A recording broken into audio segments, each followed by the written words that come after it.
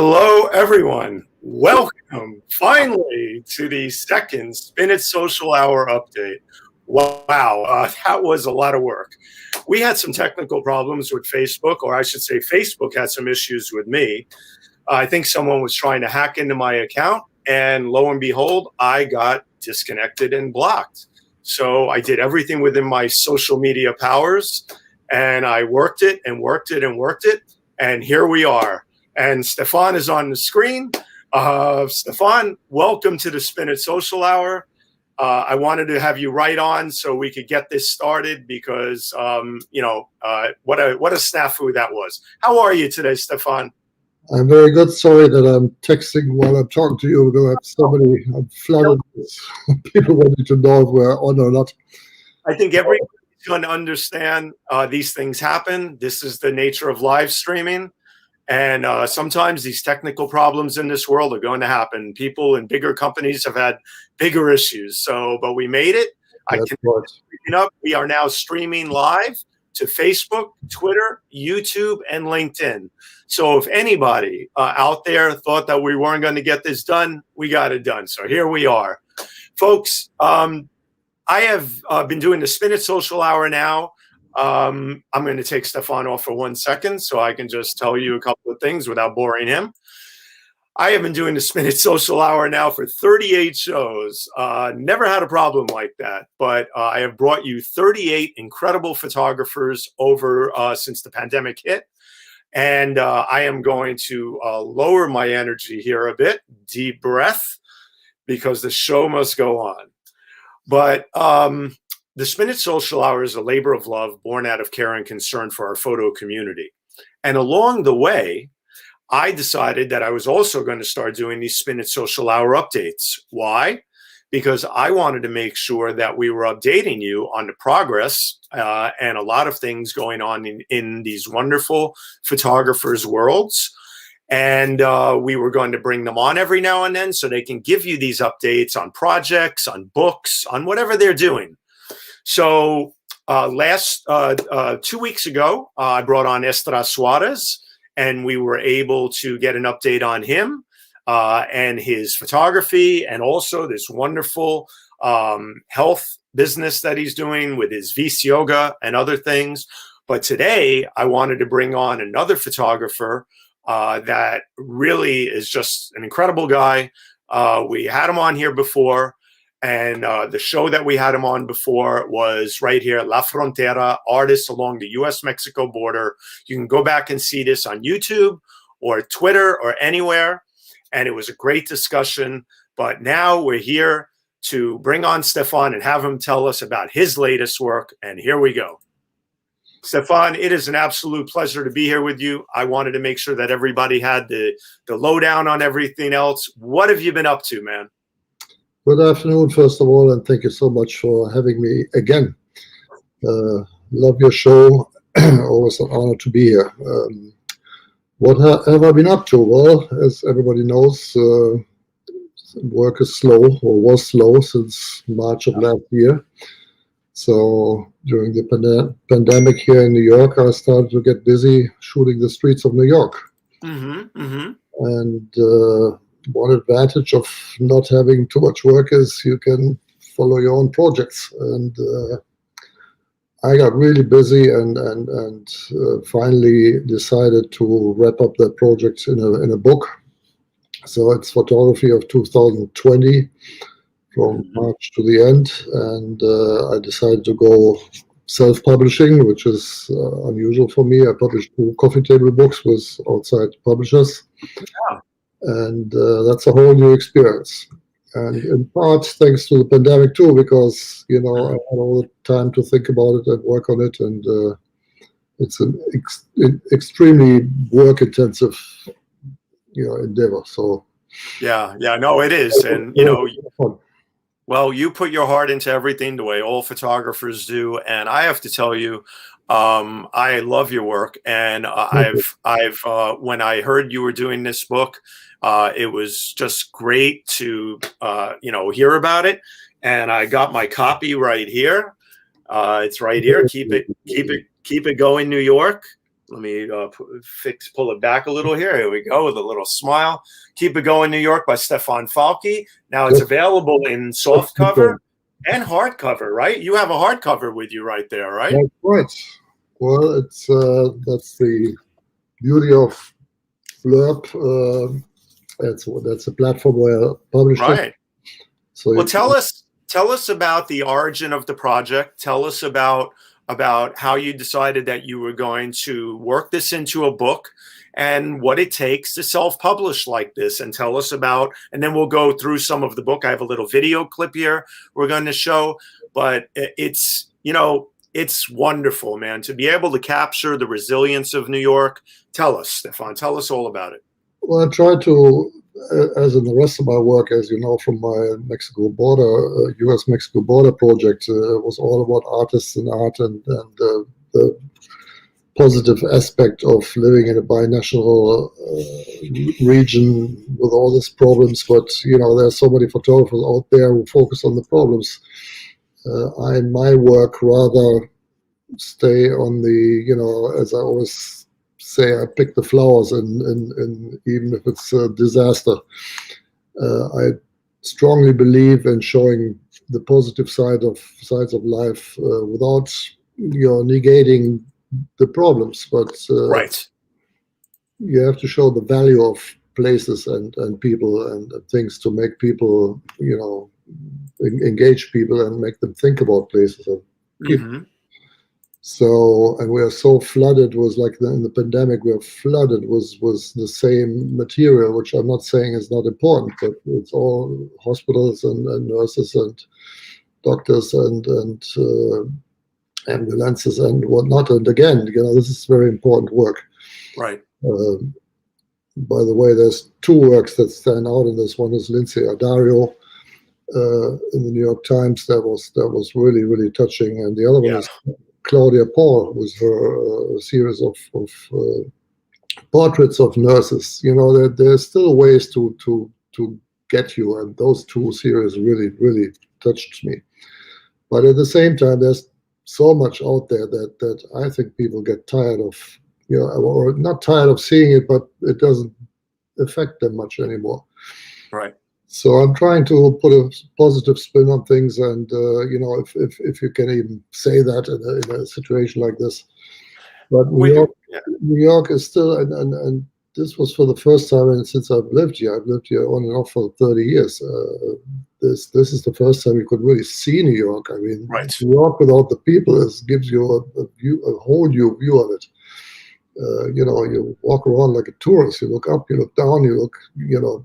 Before, you had to just watch everybody coming your way because there's so many people and so many dangers and you know, mishaps and so on. Correct. So, you know, and New York is still a wonderful, wonderful city. So that's kind of where I'm coming from. I do not want to do New York any harm, you know. Right. I love the city. I came here because I love it. I continue to love it.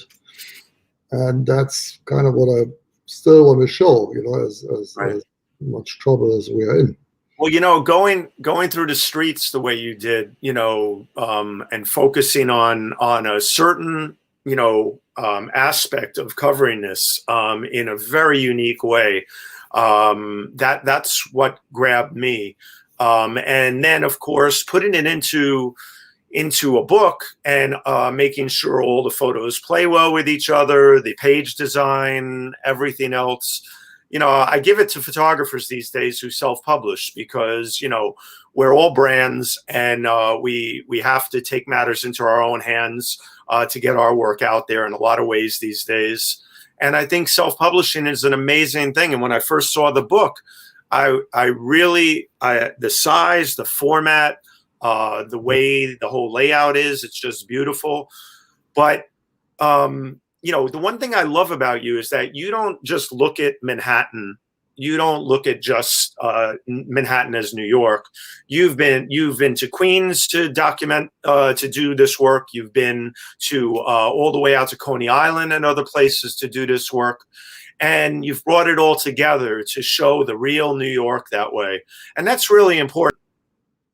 Thank you. Yeah, that was important to me. And there are certain spots I like to go to, like Jackson Heights and Williamsburg in Brooklyn, where I've lived for a long time. I lived in Brooklyn most of my, living in New York.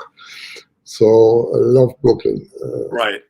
And now I love Manhattan. I happen to live in Manhattan. That's really cool too, but it's difficult to get out of Manhattan because there's enough enough of it right here. So at Coney Island, and how can you not include Coney Island? Coney Island is New York, so right. So that was really important. So I've been pretty much all over the place. You don't see all of that in the book because the book had to be limited. The only downside about self-publishing is the limitation in price. The more pages, the more expensive. Right. The big publishers, they do big books for 200 pages for the same price I'm selling 62 pages. Right. That's the nature of self-publishing. They print the book when you order it. So I have a question for you. In doing a beautiful book like this, it's the perfect size and everything else. I love the paperback because it's just so comfortable to hold, and the hardcover is beautiful too. But in doing a book like this, you did it with tell me the name of the company again. I'm drawing a blank here. Blurb, BLURB. Yeah. Right. Blurb. Exactly. And here we go. We got it right here. Self-published, going through New York with blurb.com, and it can be ordered there. In doing this, I know you by now. I'm sure you didn't shortchange the book based on price. So how did you go about picking the right number of photos for this type of book, even though it is costly for somebody to do this? Well, that's actually a good point because I didn't limit myself in the beginning because of the price. I mean, that becomes the further you go, it becomes an issue. But that was not my initial limitations. I knew that the book couldn't be like one good picture after another. The book, right? Like in my other works, the book is a message, is an idea, right? Is one thing. It's not the single pictures that give you the feeling of the book. It's sure. It's the 59 pictures together. That's right. And the sequencing of the double pages is like extremely different. I was about to become a graphic designer before I became a photographer. That was my goal, kind of. Mm-hmm. I never got to it. So I had a lot of fun with doing this, and that's why the self-publishing, I didn't think I could do it, and I'm actually suspicious of every photographer who thinks they can do it.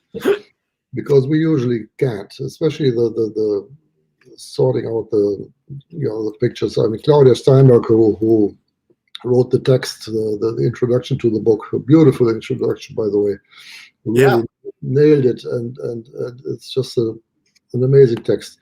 No, but she really pictures.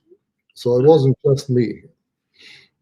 No, she really wrote a beautiful intro. Claudia Steinberg is her name, everybody.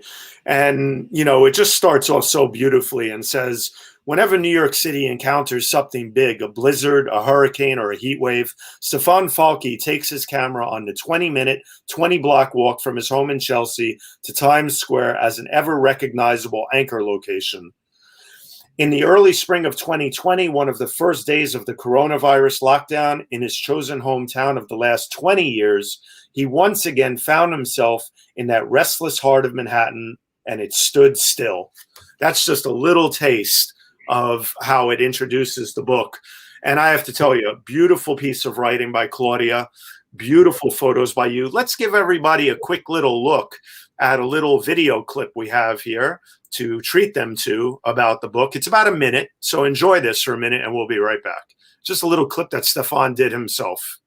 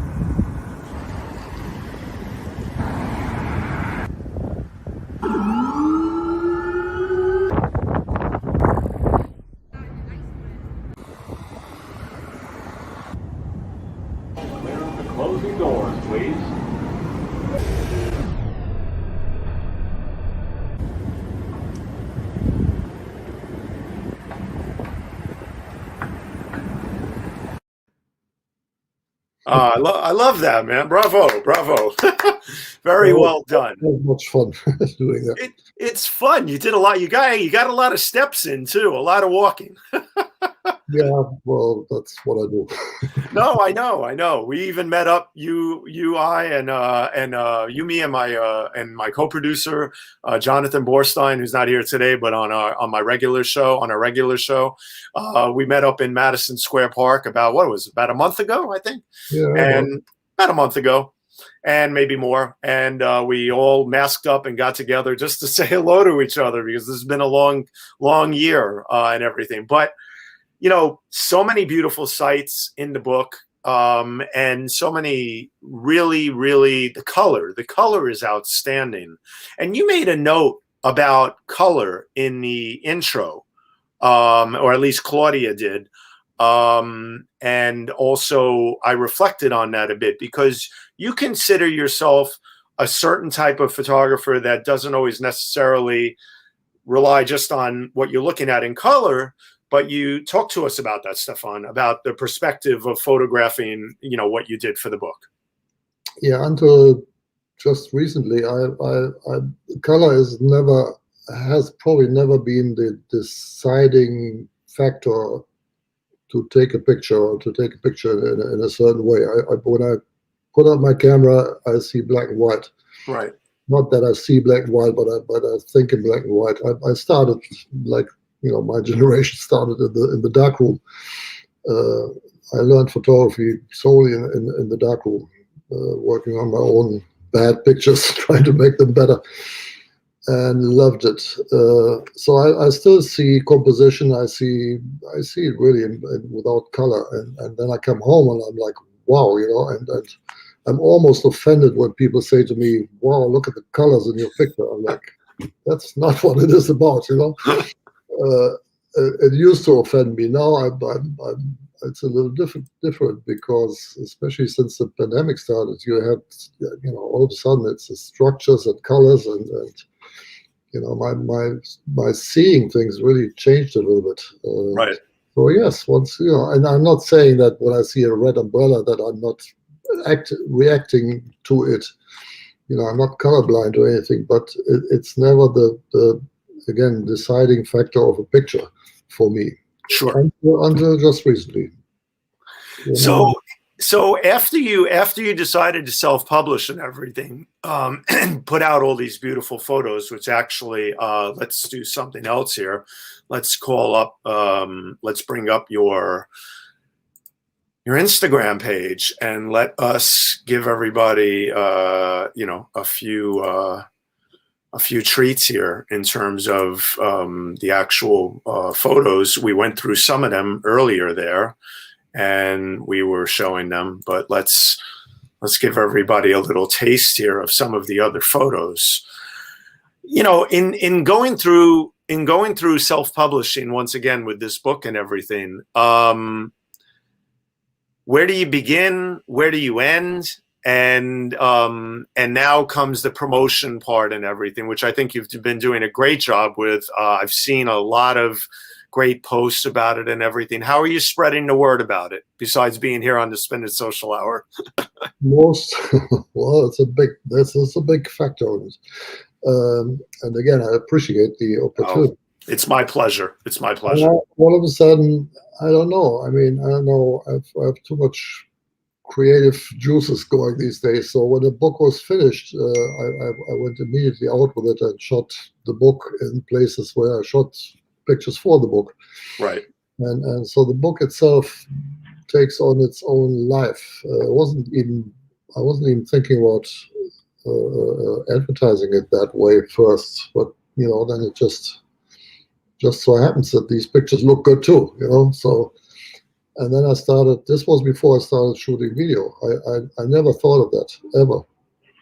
And then I think in Coney Island, my wife walked around with a book, and I'm thinking, oh, let's do something with it. Yeah, And I noticed your wife is a real trooper. She went everywhere with you, helping to come up with new advertisement shots and promo shots. she is the best. She is a trooper, man. But so talk to us for a minute about, so for example, these two pictures here. Talk to us about what you were looking for when you were walking the streets to capture the essence of Keep Going New York, and also the context for not the context, but the way you brought it all together in designing the pages, with one photo with the other on each back-to-back page, et cetera, et cetera.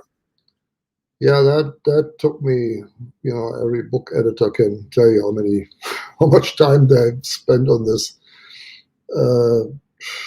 It's in part intuition, it's in part, somebody once said, if you have a double page, if you have a page with two pictures, they have to complement each other. The page itself with the two pictures has to work somehow, Right. Sometimes you don't even know why they work together, but they just do. Right. Often it's graphic elements. Often it's the color. In this case, it's like it's two pictures of the same event, which I didn't really want to do, but it just worked. Right. Coming of the ship up there, that was one of the craziest moments in the. When that ship came up the Hudson, I was like, you still get goosebumps thinking about it. So, and then the movement, as I call it, Keep Going New York, because after all, this is New York. People still have this walk to it's only in New York do you see people walking that way. They just go about their business, and even if the whole world collapses around them or is on fire or whatever, they're just gonna go somewhere and do something. Well, that's the truth. New Yorkers have a certain walk to them. We also, as everybody tells me, because of my New York accent, born and bred here, we also have our talk. but the walk, like for example, with this photo here, these two photos here are just absolutely perfect together. And I have to tell you, these two play so perfectly together, you can't get better. And that you found both of these works of art and captured them with those perfect moments of each pedestrian walking by in same space between their legs, almost the same exact pinpoint location of each of them right in the middle. I mean, these things just don't happen. It takes a lot of work and patience and perseverance. So talk to us about that in doing this project. Well, finding those two locations was easy because they're both under the same underpass, which is right by the F stop in Dumbo. Okay. York Street. If you don't go down to Dumbo but up towards Brooklyn Heights, then you come through this underpass. So they're on both sides. Actually, I almost missed the other side because I was so focused on the black and white one. Each of these pictures takes an hour, 2 hours, whatever. I mean, I'm just hanging out in these locations. I got my spot. I know what I'm doing. I don't know what I want to do, and then I just wait. Right. In each of these locations you see in the book, I have 20 different people walking through it. Yeah. And it was never about like how they look or what they wear or what they. I mean, I would still be waiting there if it was about that, but it was about the walk. Right. Like Well, you also the energy really. Right. You also made and Claudia did it in her introduction, a very, very profound and very, really powerful statement in the book about that some areas in New York were more desolate than others. In that if you go out to Queens, for example, or Chinatown, both very hard hit by the coronavirus. Queens more than anything. I mean, Queens became ground zero for a while of the epidemic, of the pandemic. And, essential workers don't have the luxury of sitting home. They don't have the luxury of being at home and not going out and doing what they have to do every single day to serve the rest of the city and be the frontline workers, so to speak, that they are. And we thank them for that. And so you both made a point of that in the introduction. Talk about that for a second. Yeah, that's right. I mean, especially Jackson Heights and other places in Queens and Chinatown, for that matter, which is kind of underrepresented in the book. There was another hard decision. Yeah, I mean, people don't have the luxury. I mean, people don't live in big apartments and can just hang out there for a year. I mean, Jackson Heights was really, really busy. Right. The streets were busy. And, no, absolutely. They were very, very busy. And, I'm not judging that in any way or form, but it was a big difference being there or other places than, being in Manhattan. Yeah. Out of necessity, I would say. Well, you covered many, many different areas in the city, as we said, and as you've just talked about, but including Jackson Heights and Chinatown and everything. But the one photo that caught me as soon as I saw you working on this body of work, and I'm thrilled and I'm honored to have one of your prints right here that I have in my possession, and it's just gorgeous. I mean, this photo here should be in a museum because it is absolutely stunning. With this incredibly well-dressed gentleman. I'm trying to position it just perfectly here. There we go. And looking out at the Empire State Building, it is just stunning, and I'm proud to own it and have it. What made you, for instance, walking the streets is one thing, but you also had the inside, you thought about it a lot, and you actually ventured up to certain spots to get a picture like that to include in the book, because that is one of the more different photos in the book, whereas many of the other scenes are street scenes. Talk to us about that. Yeah, and then putting it on the cover was kind of daring, because that's right. He's not going anywhere at that moment. So I just thought this is the most, a cover is a cover. It catches you or it doesn't. Right. And I thought this was just the right picture to catch your attention, and then putting the bold writing right above it, gives you the message, I guess. It is just stunning. I mean, I could show the back. There's somebody walking. So. That's right. So here we have the back of the book, and there's the front of the book. So Stefan will hold the back up there, and I'll hold the front up. But it's definitely a book that you want to have in your collection about the early phase of this pandemic and the feel to the streets. I mean, there were many photographers out there, braving it to take pictures of the isolation, the empty streets of New York City. Even a couple of my students did work like that at FIT. One of my students, Adam, did a great. His handle on Instagram is 𝐊𝐞𝐞𝐩. And yeah, very innovative. You can't forget that one, 𝐊𝐞𝐞𝐩. He did these great triptychs of Times Square and a couple of places. But anyway, how did you, after a while, bring this to a close and say, okay, now I have enough to publish a book? When did that moment come? I mean, because that's a hard thing to do, is to decide when, with a project like this, especially where you're walking around a lot and there's going to be more photos, when and more moments of this subject. When do you call it not quits, but when do you say it's time to publish? Well, usually I have a huge problem with that. As you know, my U.S.-Mexico border projects can't find an end, and that's okay, because the border will be there longer than I will. That's a great question, by the way. Does this Lori L. Anderson Barbata, I shouldn't presume it's Lori, sorry. L. Anderson Barbata asked, does this gentleman actually on the cover of your book know that he's on the cover of the book? Does he? Nobody will very soon. I know who he is. So.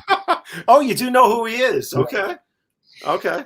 And how did you find that out? I'm lucky. I asked somebody because he was there in a function and I couldn't talk to him, but I found him. Okay. Well, Rose says it's a great book cover, and I agree. I think you picked the perfect photo for this book. Now that must have been I would presume that's probably the most difficult decision, right? Is picking the front cover. For some reason or another, I didn't even play around with it. That was my picture, and I knew it had to be bold writing, and that was it. I had less problem with the cover than with sequencing the pictures inside. Okay. The back picture I changed a lot, but always came back to the picture that I used. The inside was far more difficult. Mm-hmm. So, but back to the question, the ending of the year made it easy for me to end the project. It's not ending, by the way. I'm still out there shooting. Sure. Now it's more about the restaurant, outdoor structures, but I'm still kind of trying to find people walking through my frame, you know. But the ending of the year, and the sense that things would change, which now we know haven't yet. You know, there's hope on the horizon that wasn't there just a month or two earlier. You know, vaccinations, and there's something in the air. But yeah, the ending of the year, the literal ending of that year, 2020, made it. And you would think I should have published it before Christmas, but I just wasn't ready. Right. You know, I could have forced it, but it wouldn't be the same book. It wouldn't have been the same book. Right. So these things just happen the way they happen. Right. Well, you know, definitely a deciding. We see Rachel Running is here, and we know that she was part of your other project that you worked on that we featured here on the Spin It Social Hour, which was La Frontera, which I'm going to show it right here once again. I'm going to take this off so this way we can show it in full here.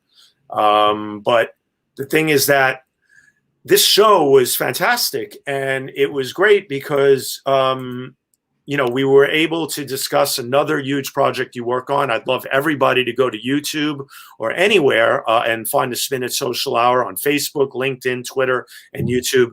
Find this episode of the Spin It Social Hour and make sure that you check that out, because, you know, you worked on that project for 8 years, but this is your latest work.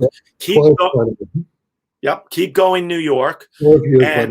And we're going to make sure that New York keeps going. We're all going to keep pitching in and doing our part and making sure that we keep our spirits up, that we stay safe, that we mask up, that we get our vaccine. Hopefully, many people are getting it. Hopefully, more and more will be getting it. We know this is going to be 2021 it's not gotten there yet, but we're working at it. And, you know, Stefan, I have to tell you, it's something like your book and your photos. You know, this book says it all. The title, Keep Going, New York. And it's inspirational. And you know what? It's just what we needed at this moment to make sure that we have something else to inspire us with. So tell people the different avenues of opportunity where they can get this. And then we're going to say good afternoon to everybody and let everybody find your book and hopefully buy it. Well, if you go to one of my Instagram handles or my website, it has its own gallery there, or blurb.com or Facebook. I mean, if you find me, you find the book. I mean, I'm all over the place with it. I hope I'm not annoying too many people, but you know.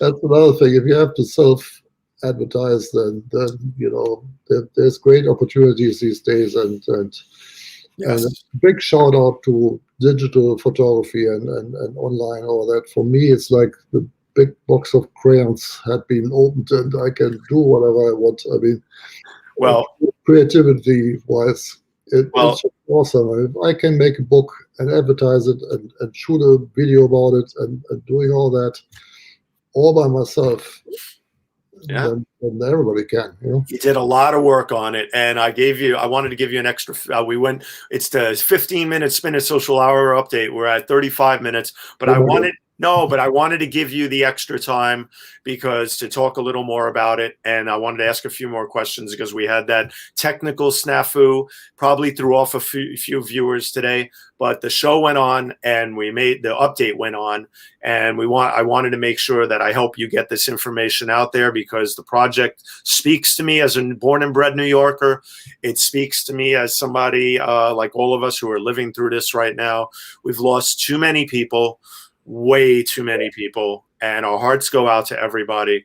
And Stefan's one of these people that I've come to get to know, who's all about being very proactive and doing the best work he can do and make it inspirational. And that's what this work does. And a final note, though, I wanted to make a note here that this beautiful photo that I own here, that Stefan sent me, and also any of his prints from the book, and also any of his prints, period, are available through his agency. Tell us quickly about your agency and how they can find your photos and purchase them if they wanted to decorate and have them in their home. That's a good point. The prints I'm selling myself, but the pictures for publication are available in the US. Okay. Redux Pictures. That's right. The archived material for magazines and other publications is through Redux, and Life in Germany, which is my main agency, LAIF, which is represented by Redux, so they work together on it. The prints, if you go to my website and you click shop, you'll find everything you need. If you have a big spot above your sofa and you need to fill it, hit me up. Well, the thing is that, I wanted to make sure that people know, because I tell you, the print that I have is just so gorgeous. I really think it's just it's one of the pictures that I've ever owned, and I can't wait to get it framed. I haven't been running around as much, being able to, with the pandemic, I'm limiting my stops. So a framing shop right now to me is not essential. So I'm keeping I'm that serious about it. But the photo is gorgeous. I keep it well preserved and everything. And L. Anderson Barbada says, and a great document of historic time in New York City. Truly it is. And as Stefan says, his photos are available through Redux for publication. And let me show you right here. This is Redux Pictures right here. You can check them out and you can find them right at reduxpictures.com. If you are a professional user for the home. Right. For the home, you can approach Stefan. Exactly. For your home, you can approach Stefan. And for pictures for publication, please check out Redux. Anyway, folks, we're going. Shout out for Carl Seiters, the Lux Lab in New York. He's doing all my printing. Okay. Absolutely. A shout out to the printer. No doubt about it. But I'm going to end this show in a second here. I just wanted to let everybody know about my sponsor real quick.